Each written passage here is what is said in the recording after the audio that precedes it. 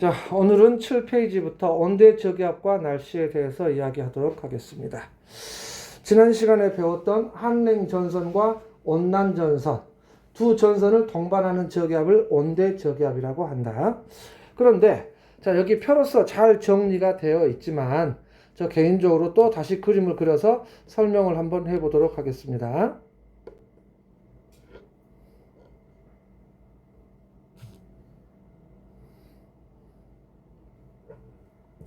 먼저 전선이 이렇게 그려진다. 이렇게 했을 때 이렇게 뾰족뾰족 한랭 전선, 동글동글, 이것은 온난 전선.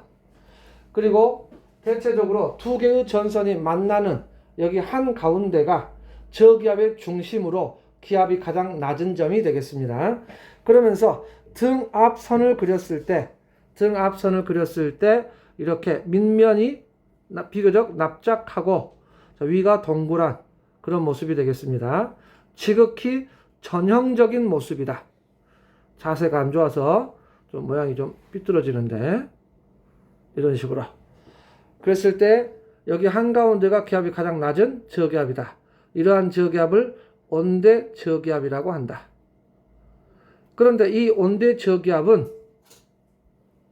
이렇게 편서풍의 영향을 받아서 이동한다. 편서풍. 항상 강조합니다만 바람은 어디에서 불어오느냐가 중요하다. 따라서 서쪽에서 동쪽으로 부는 바람을 서풍이라고 한다. 동쪽으로 간다고 해서 동풍 그러면 안 돼요. 동쪽으로 갈 때 서쪽에서 불어오니까 서풍이라고 한다. 편서풍은 서쪽에서 동쪽으로 부는 바람이다. 이렇게. 그 다음에 이 등압선이 그려진 전선과 함께 등압선이 그려진 이 그림은 일기도로서 일종의 평면도이다. 평면도는 어떤 사물을 위에서 아래로 내려다본 그림을 평면도라고 한다. 말하자면 기상위성 사진으로 지면의 모습을 찍은 것을 기후로서 기상 요소를 나타낸 것을 일기도라고 한다. 그런데 이것을 이해를 돕기 위해서 이것을 잘라서 단면으로 나타내 보자. 그러면 자, 이런 정도로 해가지고 이렇게 잘랐다. 그래가지고 단면으로 나타내 보자. 이렇게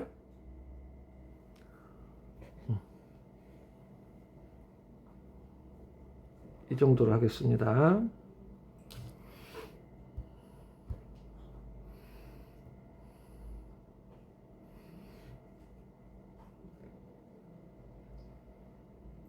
지표면이다.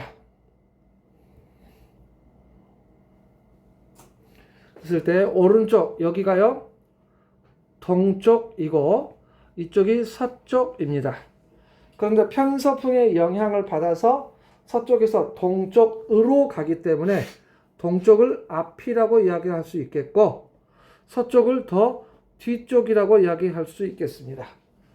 그러면은 앞서가는 오른쪽에 있는 전선은 온난 전선이고 뒤따라오는 전선이 한랭 전선이다. 이렇게 이야기할 수 있겠다. 그런데 온난 전선은 지난 시간에 배웠다시피 차가운 공기 위로 따뜻한 공기가 타고 올라가면서 발생하는 전선을 온난 전선. 그 다음에 한랭 전선은 따뜻한 공기가 있는 곳에 찬 공기가 오는데 찬 공기는 무거워서 아래로 파고든다. 이렇게. 그러면서 따뜻한 공기는 밀려 올라간다. 그런데 여기서 어차피 한랭 전선이든 온난 전선이든 찬 공기가 아래가 있고 따뜻한 공기가 무조건 위로 밀려 올라갑니다. 둘 다 똑같아요. 누가 주인이고 누가 손님인지 있는 곳에 무엇이 오는지 그것만 차이가 있을 뿐 어차피 찬 공기는 무거워서 아래로 파고든다 라고 이야기할 수 있겠습니다. 자, 그 다음에 여기서 이제 기본적으로 이렇게 표를 쭉 그리겠습니다. 이 밑으로 표가 쭉 이어지는 거예요.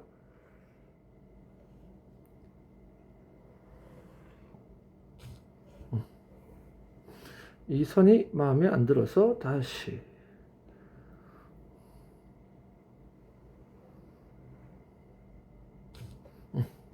자, 첫 번째, 이동 속도. 두 전선의 이동 속도. 그랬을 때 앞서가는 원난 전선이 더 느리다. 뒤따라오는 한랭 전선이 더 빠르다. 따라서 시간이 지날수록 두 전선 사이의 간격은 좁아지고 만나고 겹쳐질 것이다 이거예요. 그렇게 해서 겹쳐진 전선을 뭐라 한다? 네, 폐색 전선이라 한다. 그래서 거꾸로 폐색 전선이 생기는 이유는 뭐 때문이다? 이동 속도 차. 이렇게 이야기할 수 있고, 구체적으로 이야기한다면 앞서가는 원난 전선의 이동 속도가 더 느리고 뒤따라오는 한랭 전선이 더 빠르기 때문에 간격이 좁아지고 만나서 겹쳐진 전선. 이를 폐색 전선이라 하고, 지난 시간에 폐색 전선은 한랭형 폐색과 원난형 폐색이 있다고까지 이야기가 됐었네요. 그 다음에 전선면의 기울기.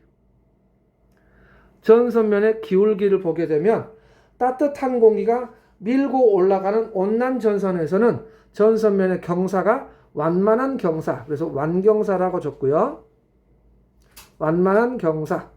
그에 반해서 한랭 전선은 차가운 공기가 파고들면서 따뜻한 공기가 급격히 올라가게 돼요. 그래서 급경사가 됩니다.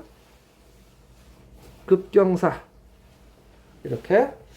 그 다음에 여기서 생기는 구름 모양. 구름 모양. 여기에서는 납작한 충운형 구름이 발생합니다. 납작한 충운형 구름이 발생한다.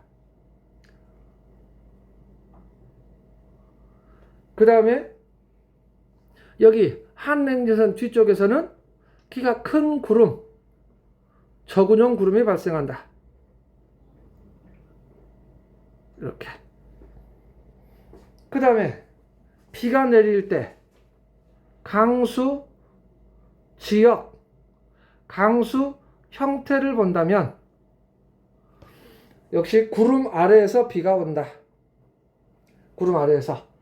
따라서 온난 전선인 경우는 전선이 있는 것보다 더 오른쪽, 동쪽, 전선 앞에, 전선 앞, 그리고 구름층이 넓어서 넓은 지역에 비가 오고, 그 다음에 구름층이 얇아서 이슬비가 내리며, 넓은 구름의 이동 속도가 느리기 때문에 이 비구름이 통과하려면 시간이 많이 걸릴 수밖에 없다.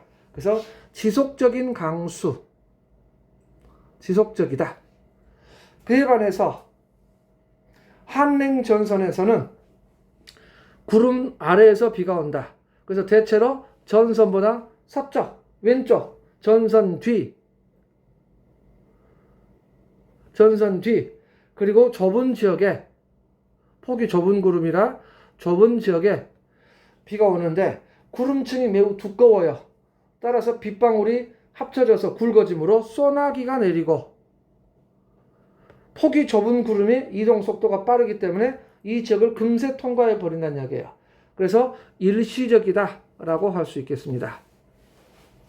이렇게 표를 정리할 수가 있겠네요. 그런데 자, 여기까지는 기본이요, 기본. 그 다음에 두 전선의 통과 후 기온, 기압, 풍향의 변화를 살펴보자 이거예요. 어떻게 변하는지. 그랬을 때 먼저 기온, 여기에서 기온은 바로 여기 아래에 있는 기온은 바로 이 그림으로 이해합니다. 바로 기단이므로 온난 전선이 통과하기 전에는 차가운 공기가 관측자를 둘러싸고 있었다. 그런데 온난 전선이 통과하고 나면 관측자를 둘러싼 공기가 따뜻한 공기가 된다는 이야기예요. 그래서 기온 증가. 말 그대로 온난해진다고 해서 온난전선. 그래서 기온 증가.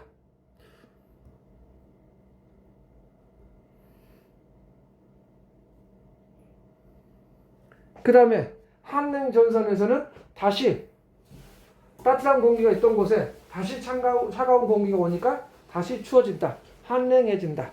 그래서 한냉전선. 그래서 기온 감소. 이렇게. 그 다음에 기압. 기압은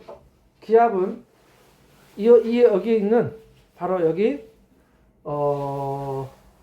기단으로 이해하는 게 아니라 바로 이 등압선을 보고 이해를 해줘야 되겠습니다. 만약에 여기에다가 점을 찍어서 색깔을 달리해서 자 빨강색으로 점을 찍어서 3개를 찍는데 제가 여기서 자 여기 각각 A, B, C라고 한번 해보겠습니다. 3개의 점이 있다. 여기서 답을 할 때 A, B, C 세 지점 중에서 기압이 가장 낮은 곳은 어디입니까? 또 기압이 가장 높은 지점은 어디입니까? 이때 판단의 근거는 등압선을 보고 판단해라. 기압이 가장 높은 점은 어디예요? B. 기압이 가장 높은 점은? A. 일부러 그러는 거지? 녹화되니까. 다 하나씩 이야기하는 거야 지금? 자, 두 전선이 만나는 중심 부분이 기압이 가장 낮아서 온대 저기야. L, 로우 저기야.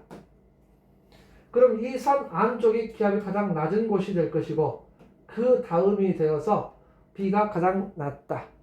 그 다음 A, 그 다음 C. C가 가장 바깥에 있으므로 C가 기압이 가장 높고 가장 등압선 안쪽에 있는 B가 기압이 가장 낮다. 이렇게 판단할 수 있습니다. 근데 여기서 오해하면 안 돼. B가 기압이 가장 낮다라고 했는데 이것을 두 전선 사이가 기압이 낮다라고 이해하면 안 된다는 이야기예요. 점의 위치가 A를 여기다 찍지 않고 여기 안에다 찍거나 B를 밖에다 찍으면 이야기는 상황이 바뀌게 되죠. 등압선을 보고 판단한다는 이야기예요. 그런데 관측자가 C에 있었어요. 관측자가 C, 관측소가 C에 있어. 그런데 시간이 지날수록 이 전선을 동반한 저기압이 편서풍을 타고 서에서 동쪽으로 이동을 해요. 그러면 이걸 이동시키는 것은 동영상이 되겠네요. 여기서 제가 움직이기가 좀 그래. 따라서 이때는 관측자가 거꾸로 C에서부터 A 쪽으로 쭉 이렇게 이동해 간다. 상대적으로. 라고 이해해도 되겠죠? 그러면 C에 있던 관측소가 이 안쪽으로 들어가면 기압이 어떻게 돼? 선 안쪽으로 낮아지죠. 온난 전선이 통과한 이후로도 이렇게 가면 어떻게 돼? 낮아진다는 이야기예요. 어디까지? 여기까지. 대체로 한냉 전선이 통과할 무렵 정도까지는 기압은 어느 정도 계속 감소를 해요. 근데 한냉 전선이 통과한 이후부터는 기압이 이제 바깥으로 나가니까 증가 추세로 바뀐다는 이야기예요. 따라서 기압은 바로 여기 등압선을 보고 판단해라 이거예요. 그랬을 때 기압의 변화가 어떻게 돼? 온난전을 통과하면 기압이 감소하고 한냉전선 통과하면 기압이 증가하여 기온과 기압은 반대 경향이네요. 좋아요. 기온과 기압은 반대 경향이다. 이렇게 외우는 건 좋습니다. 허나 기온이 증가하기 때문에 기압이 감소한다. 이렇게 이해하는 것은 맞지 않아요. 그래서 원인 결과가 아님을 주의하시고 판단의 방법은 앞서서 알려드렸습니다. 그 다음에 각 지점에서 풍향은 어떻게 될까? 자, 이미 앞서 이야기가 됐었네요. 고기압 저기압에서 풍향. 북반구 고기압은 바람이 시계 방향으로 불어 나간다 해서 북고시나. 저기압은 반시계 방향으로 들어간다고 해서 북저반들. 자, 온대 저기압, 북반구 저기압이므로 북저반들의 바람이 불어서, 자, 이렇게 북저반들의 바람이 불어서 이렇게 안으로 돌면서 들어간다는 이야기예요. 이렇게. 여기서는 이렇게. 여기서 이렇게. 그랬을 때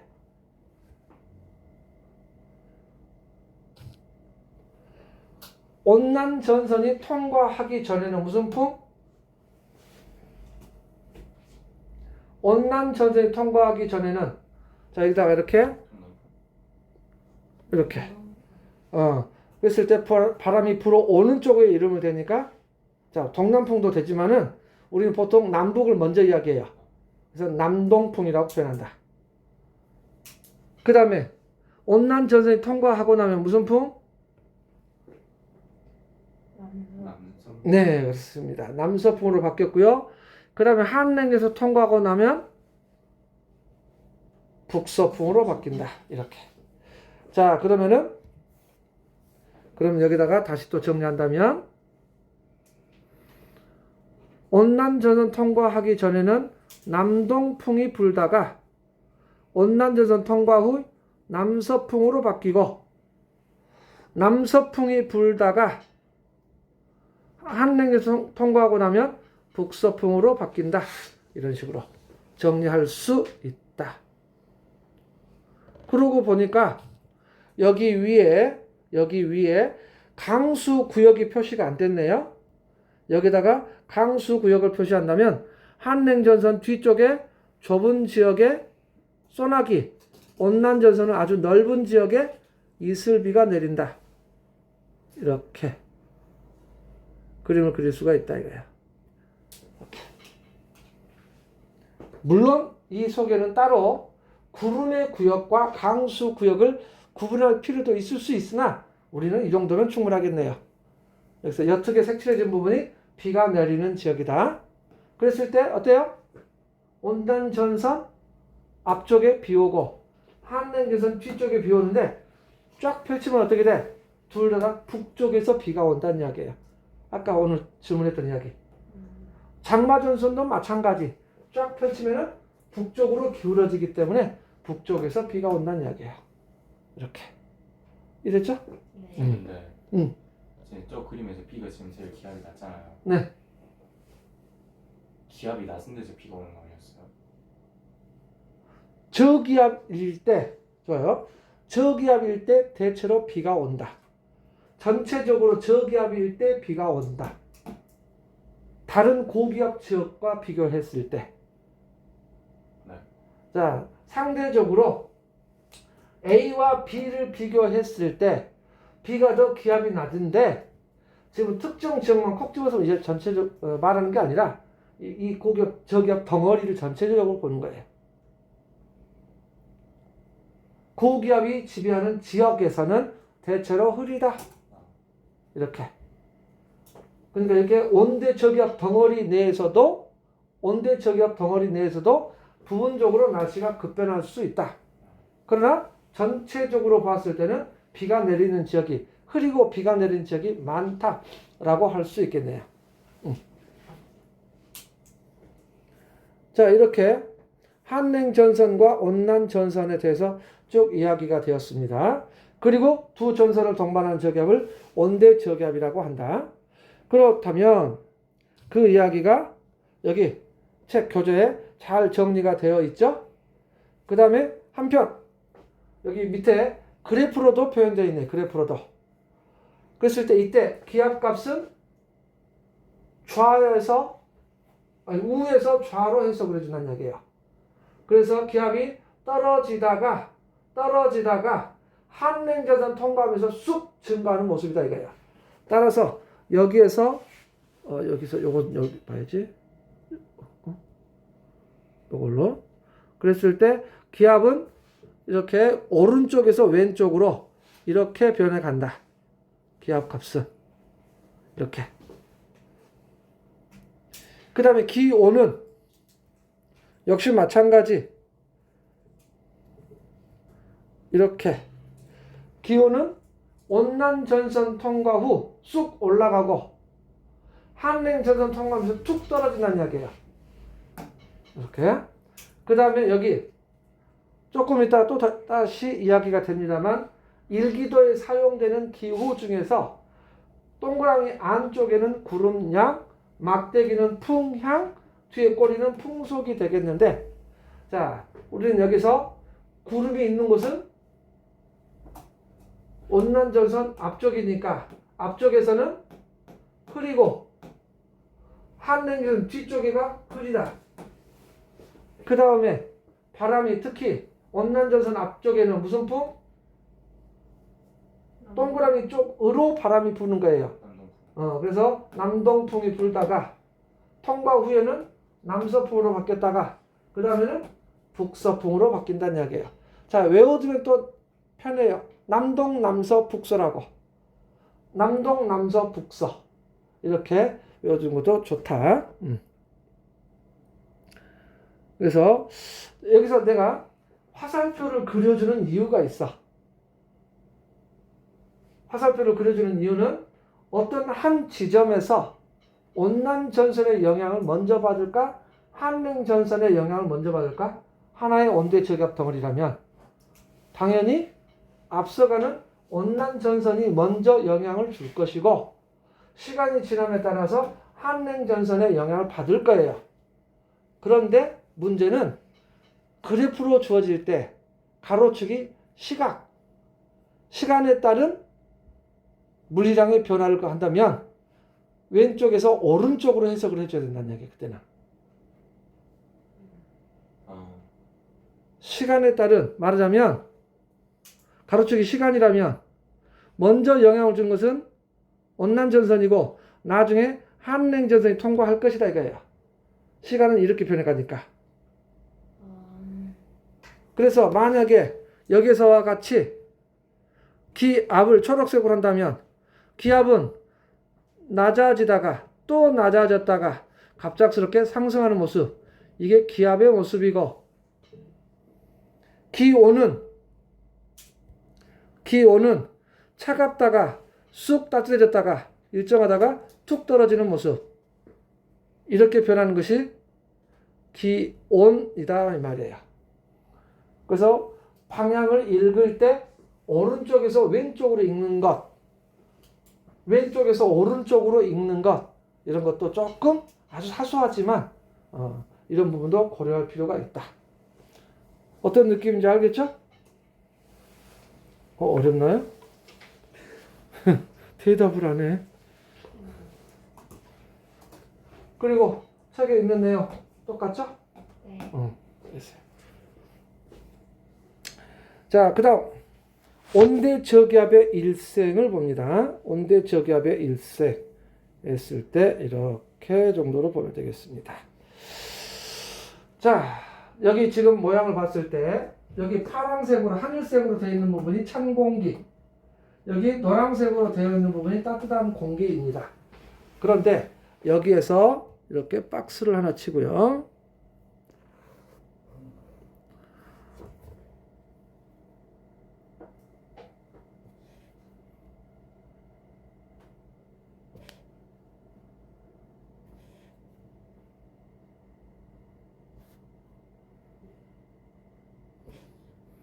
여기는 수직으로 그리겠습니다.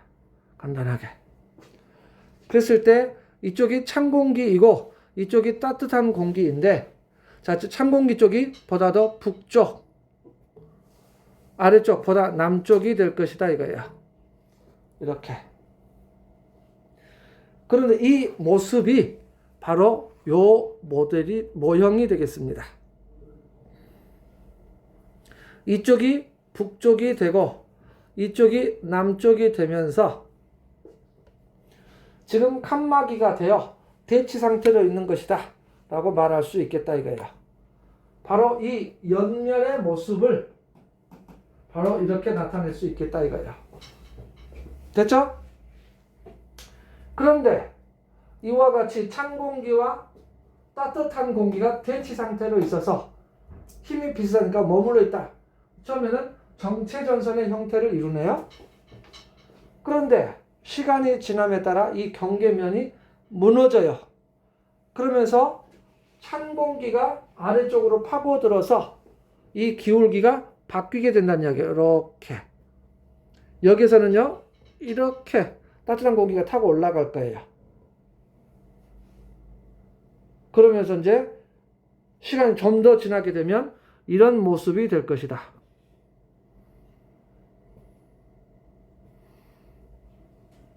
자, 이게 지면이고, 자세가 영 안 좋아서. 잠깐만.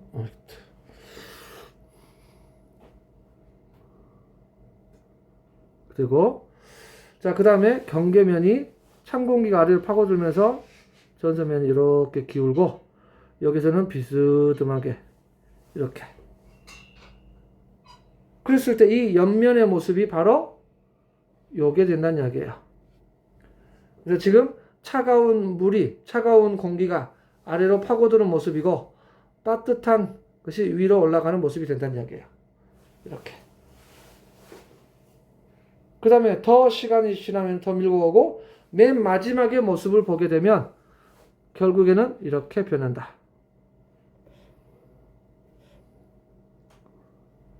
이렇게. 그랬을 때 결국에는 찬 공기가 아래로 파가고 따뜻한 공기가 위를 차지하는 모습이 되어서 이것이 바로 이 모습이 된다는 이야기예요. 이렇게. 그러면 이 그림에서 무엇을 이야기하고 싶은 것인지 생각해 본다면 이것은 바로 온대 저기압의 에너지원을 설명하고 있는 그림이다. 즉, 첫 번째 그림에서 찬 소금물, 더운 물, 공통 무게중심은 어디 있어? 높이로는 2분의 1 지점이겠지만 아무래도 찬물이 소금물이니까 밀도가 더 커서 좀 더 무거울 거예요. 그래서 공통 질량 중심은 찬물 쪽에 치우친다. 안 찍어줘 왜? 여기, 여기가 될 것이다. 이렇게. 근데 시간이 지나서 세 번째 그림이 되면 좌우로는 중심이 될 것이지만 살짝 찬물이 아래쪽에 있기 때문에 여기가 될 것이다. 이렇게.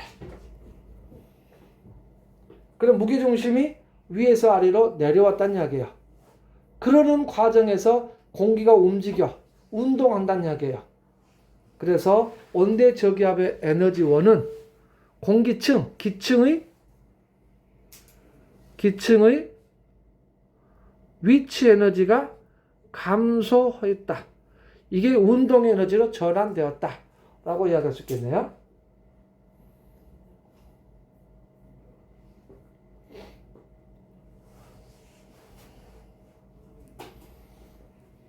지금 여기 이 그림은 여기 옆면의 모습, 이 그림은 여기 옆면의 모습, 이것도 역시 옆면의 모습이다. 이렇게.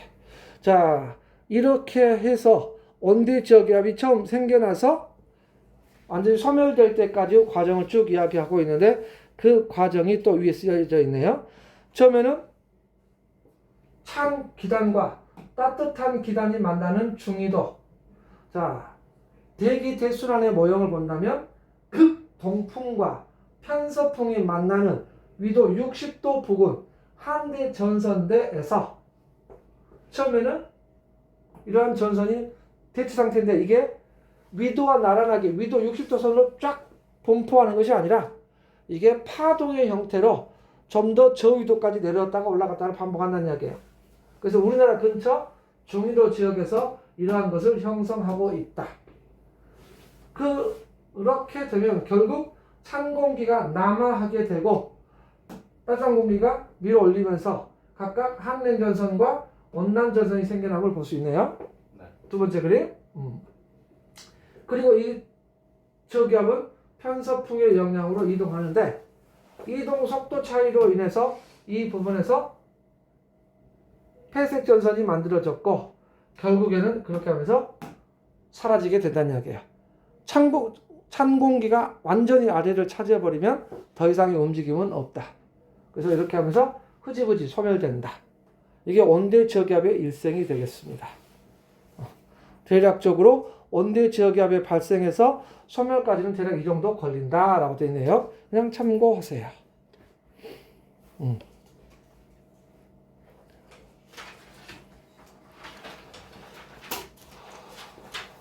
자, 다음 일기예보. 아까 이야기한 바와 같이 현재의 기온, 습도, 기압, 풍향, 풍속 등, 자, 이것들은 기상 요소라고 할 수 있겠습니다.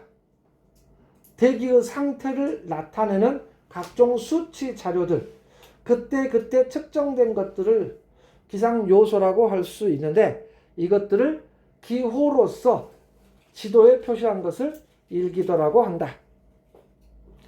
그리고 등압선이 있는데, 등압선은 기압을 같은 지점을 쭉 연결한 선을 등압선이라 한다. 뭐 어렵진 않죠?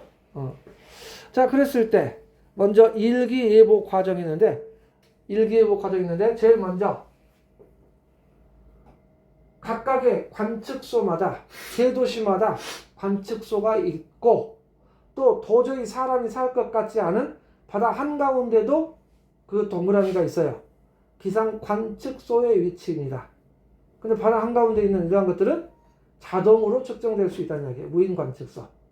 그래서 자, 기상 관측을 하고요. 그것을 기상대에 보내줍니다. 근데 관측을 할 때 계속 관측한 것이 아니고, 자, 정확하게 매일 정해진 시각에 일제히 동시에 관측합니다. 그리고 그것들을 싹 모아서 일기도를 작성한다는 이야기예요. 동시에 일제히 관측하여 그 시각에 날씨상을 한 방에 탁 본다는 이야기예요. 네. 자, 그렇게 그려진 일기도를 한 장만 보는 것이 아니라 일정한 시간 간격을 두고 작성을 한다. 그랬을 때 우리나라는 3시간 간격으로 작성한다. 그러면은 2장 내지 석 장의 일기도를 보면 변화하는 양상을 알 수 있다 이거예요. 이동한다면 그 방향, 그 속도 그대로 이만큼 거리, 그만큼 거리, 그 방향으로 계속 이동할 것이다. 그래서 변화의 양상을 분석해서 그 다음에는 어떤 모습으로 변할지를 대략적으로 예측할 수 있다는 얘기예요. 그러면서 예상 일기도를 작성하고, 그러면서 기상 위성 사진이랄지 레이더 영상 등을 참고하여 일기예보를 합니다. 그랬을 때 여기서 동시에 관측한다라는 정도만 안다면 큰 지장은 없을 거라고 생각합니다. 그 다음에 그렇게 관측되어진 기압 값을 가지고 등압선을 그리는데, 또 역시 기본적으로 등압선은 4헥토파스칼 간격이네요. 네. 그런데 어차피 1000 또한 4의 배수이기 때문에 그냥 4의 배수로 4헥토파스칼 간격으로 그린다. 이렇게 말할 수 있겠습니다. 따라서 우리는 1004, 1008, 1012 헥토파스칼은 많이 들어봤어도 997, 1011 헥토파스칼 이런 것은 잘 들어보기 쉽지 않다 이거예요. 4 헥토파스칼 간격으로 4의 배수 있기 때문에 그렇습니다. 통상적으로 실제 관측한 것은 말 그대로 관측값이 자연수이기 때문에 그때 전혀 다른 값이 나올 수 있으나 등압선 자체는 4 헥토파스칼 4의 배수. 그리고 그 등압선을 그릴 때 꺾은 선으로 그리지 않고 부드럽게 가다가 갈라지거나 교차하거나 사라지지 않습니다. 교차하지 않는다. 그런 식으로 등압선을 그리고 기압을 그려냅니다. 그런데 여기 오른쪽을 보면 일기도에 사용되는 기호가 나와 있는데, 네. 자, 조금만 기본적인 사항만 알면 되겠습니다. 자, 이 동그라미의 위치는 기상 관측소의 위치, 서울, 부산, 대구, 대전, 광주, 제주도 있고 아까도 이야기했다시피 사람이 살 것 같지 않은 바다 위에도 있다. 그러면은 거기에서 관측된 자료를 여기다가 나타내는데 첫 번째 동그라미 안에다가는 구름의 양, 운량을 표현합니다. 네. 그랬을 때 그림 그대로 이렇게 있다면 구름 한 점 없다. 맑음. 절반이 칠해져 있으면 우리는 그걸 갬이라고 표현을 해요. 그 다음에 전체가 까맣다. 전 하늘을 구름이 덮었다. 파란 하늘을 볼 수 없을 때 이렇게 흐림이라고 표현됩니다. 그래서 간단하게 직관적으로 까만색의 부분이 많으면 구름량이 많다 정도로 이해하면 되겠네요. 그 다음에 이 동그라미에 막대가 붙는데 이렇게 바람이 분다. 무슨 풍? 이것은 북동풍. 네, 이것은 지금 현재 북동풍이 불고 있습니다.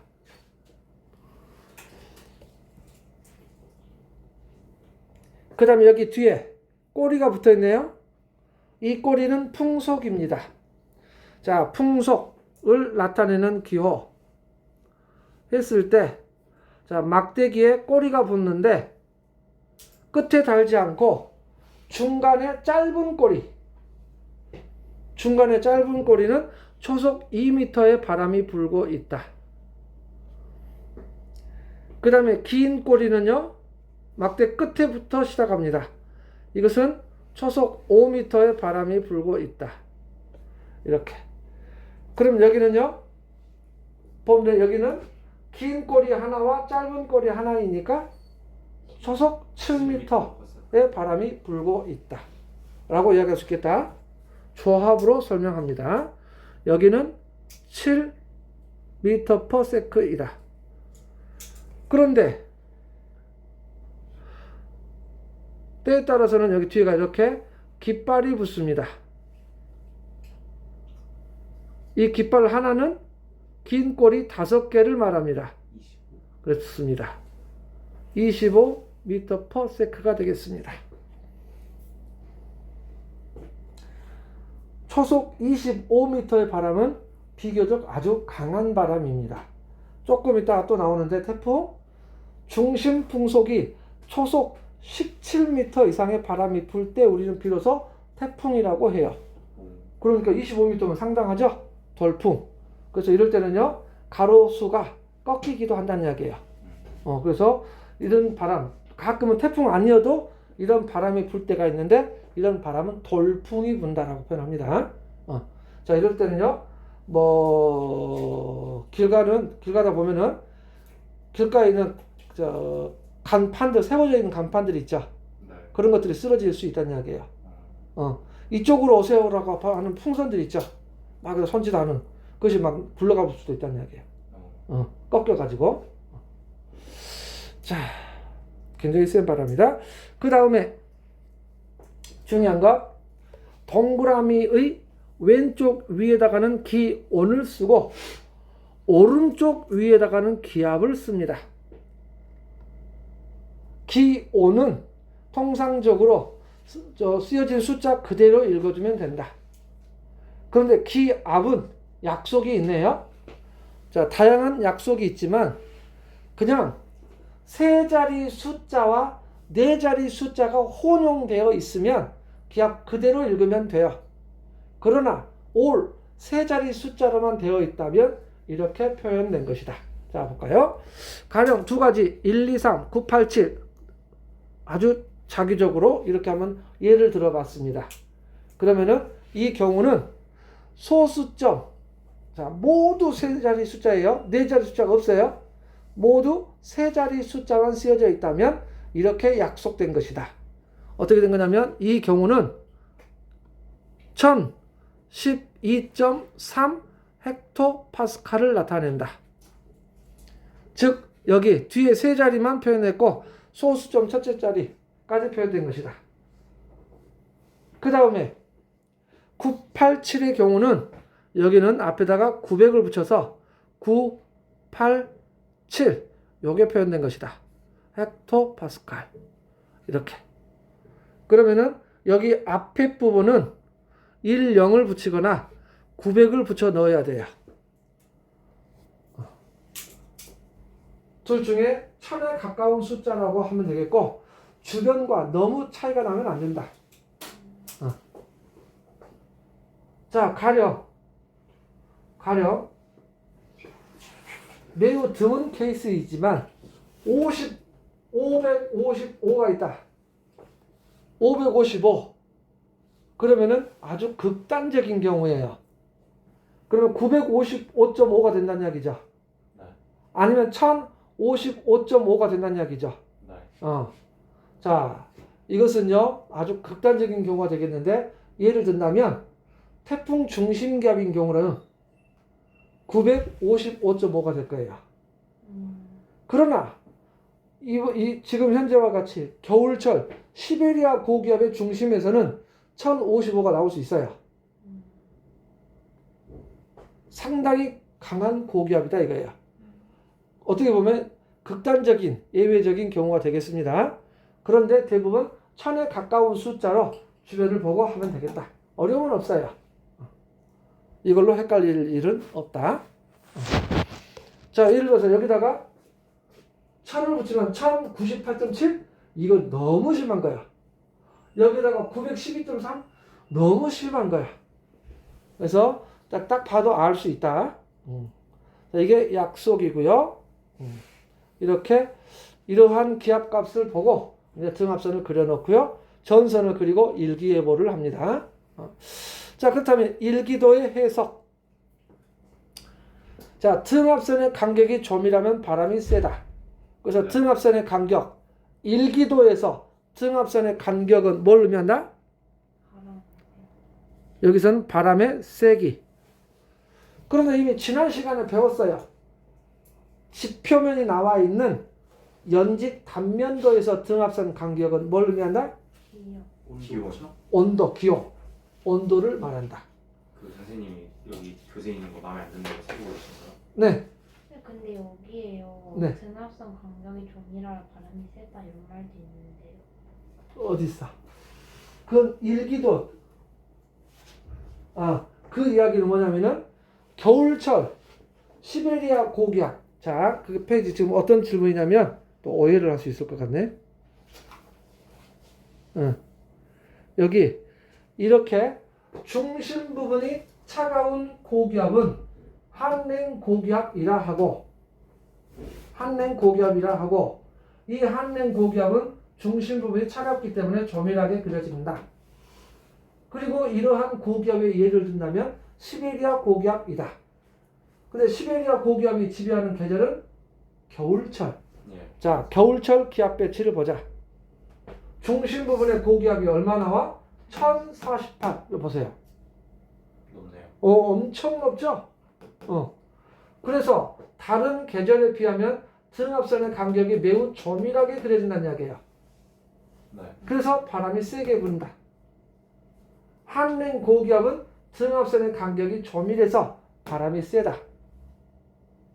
그에 반해서 중심 부분이 따뜻한 온난 고기압은 여름철을 지배하는 북태평양 고기압이 그러하다. 그런데 여름철 일기도를 보면 한여름 북태평양 고기압 중심기압이 얼마? 1016. 얼마나 차이 나는지 알겠죠? 겨울철하고 1016이니까 아슬아슬 고기압이야. 기압차가 얼마 크지 않아. 그래서 등압선 간격도 몇 개 없어요. 널널하네. 따라서 바람이 약하다 그 말이야.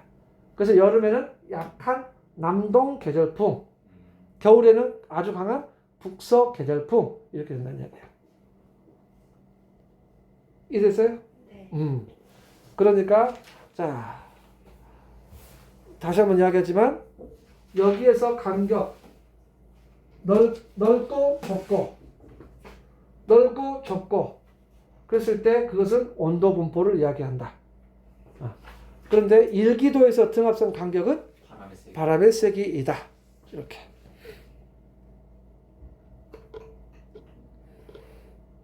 재미있는 것.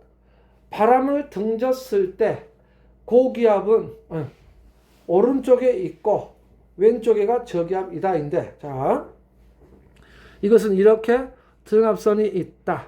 직선으로 나란하게 등압선이 있다. 이렇게.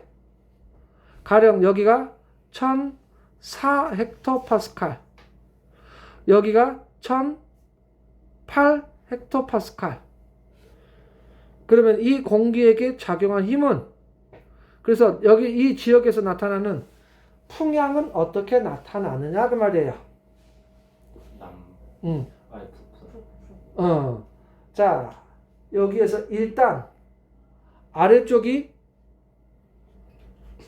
1004, 따라서 여기가 저기압, 여기 위쪽 여기가 고기압, 북쪽이 고기압이다 이거야.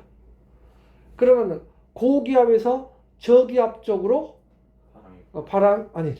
고기압에서 저기압 쪽으로 힘이 작용해요. 압력 차에 의한 힘이라 하여 기압 경도력이라고 해요. 그래서 일단 이 공기를 북쪽에서 남쪽으로 등압선에 대해서 직각 방향으로 이렇게 미는 힘이 생긴다는 이야기예요. 이것은 압력 차에 의해서 공기가 움직이기 시작하면 자전하는 지구에서는 그 영향이 나타난다는 이야기예요. 전향력. 북반구에서는 오른쪽 직각 방향으로 작용하여 오른쪽으로 휘어지게 한다 이거야. 이렇게. 그래서 바람의 방향이 이렇게 대체로 이렇게 결정돼요. 요게 풍향이다. 이때 자전의 영향, 전향력은 바람에 대해서 항상 오른쪽, 색깔이 안 변했네. 직각 방향으로 전향력이 작용하고 있어요. 이렇게. 자, 그러면 이때 바람을 등지고 섰을 때 오른쪽이 뭐요? 고기압, 왼쪽이 저기압. 그런 뜻이 되겠습니다. 그러면 바람 불 때 한번 서 있어봐도 돼요? 바람 불 때 서 있어봐도 돼요? 네. 북반구의 경우는. 자, 그 다음에 이미 배웠죠? 고기압일 때, 저기압일 때 바람이 어떻게 분다? 북꽃이나 북저반들. 그래서 바람의 풍향은 고기압은 나가야 되는데 오른쪽으로 나가야 되는데 오른쪽 이렇게 바람개비처럼. 저기압은 소용돌이 치듯 들어간다는 이야기예요. 북저반들. 이거 다 했죠? 이렇게. 자, 그리고 전선은 기압 고를 따라 위치하고 그 전선을 경계로 해서 기상요소가 급변하는 것은 이미 이야기가 되었습니다. 자, 잠시 쉬었다가 또 이어서 하도록 하겠습니다.